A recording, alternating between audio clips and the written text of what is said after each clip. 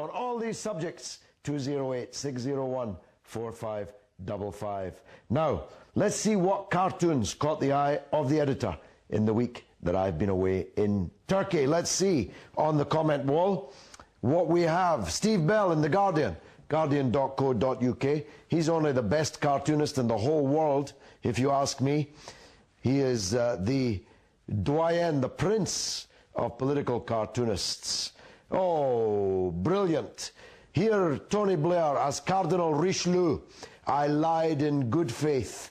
And how wicked is that face? How brilliantly drawn is that, gruesome Cardinal Blair, who has as much blood on his hands as Richelieu, indeed much, much more than that. This a reference to Blair's last defence, really, that he did what he did in good faith, even if it turned out to be mass murder under false pretenses.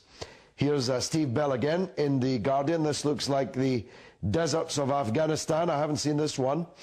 Oh, wow. This is the British helicopters and military equipment being sucked down the plug hole. Efficient use of resources.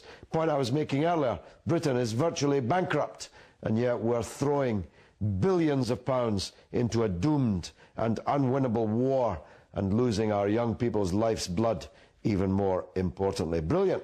Steve Bell, guardian.co.uk. A triptych from Steve Bell, again in The Guardian, guardian.co.uk. This one, I think, Iraq, yes.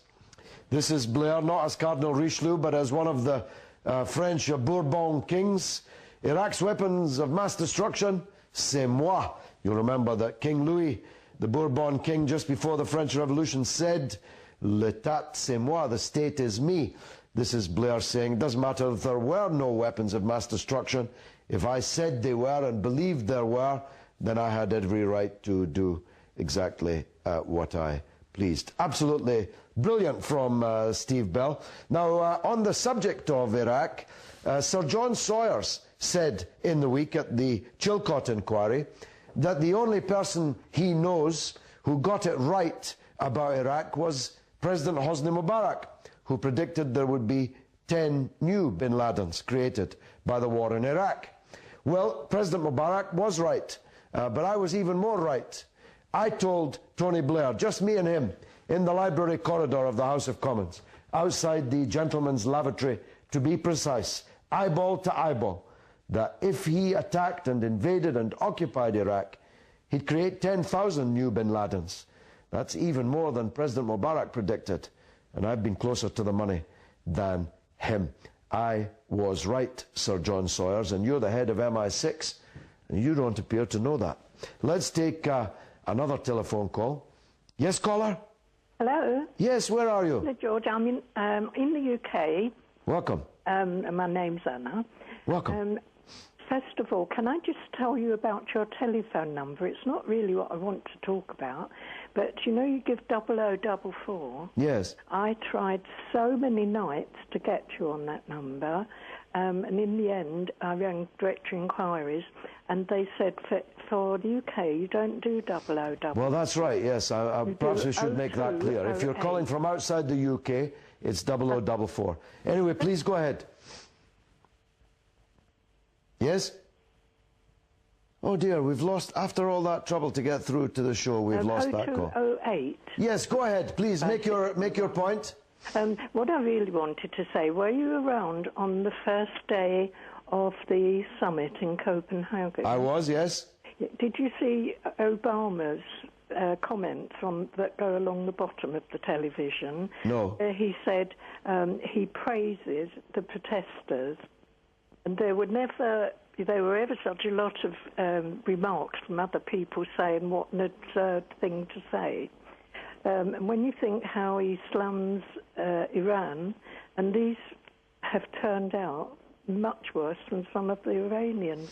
Well, I don't know if they were much worse, but they were certainly exactly the same response of a state security force to widespread disorder in their country. People have the right to demonstrate, whether it's in Tehran or in Copenhagen.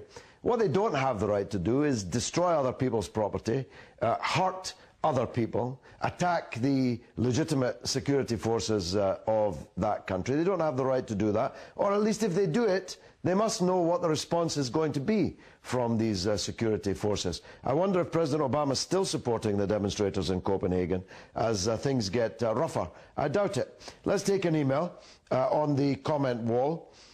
Remember, I want your point of view up here, whatever it is. Jonathan from London, I was surprised by Ofcom's decision. What were the basis of the complaints? And my third question is, what are the Spectator, BBC, Nick Ferrari, HonestReporting.com and Potkin going to say now? Well, that's actually a very good point, Jonathan. I don't know what they're going to say now. There's always a lot more publicity for false complaints than there ever is for those complaints being dismissed as being completely unfounded. But I'm wondering why there are so many inquiries into Press TV in the first place. Fox News is a hysterical, screeching, neocon, neoliberal, right-wing television station, which is broadcast in Britain and is licensed by Ofcom. Do you ever see them investigating Fox News? Fair and balanced? Let's take a call. Yes, caller, where are you calling from? Hello, assalamu alaikum, George, and good evening to you. Thank you. Where are you? George, I'm in London. How are you? I'm well. Welcome to you, sir. Thank you, George.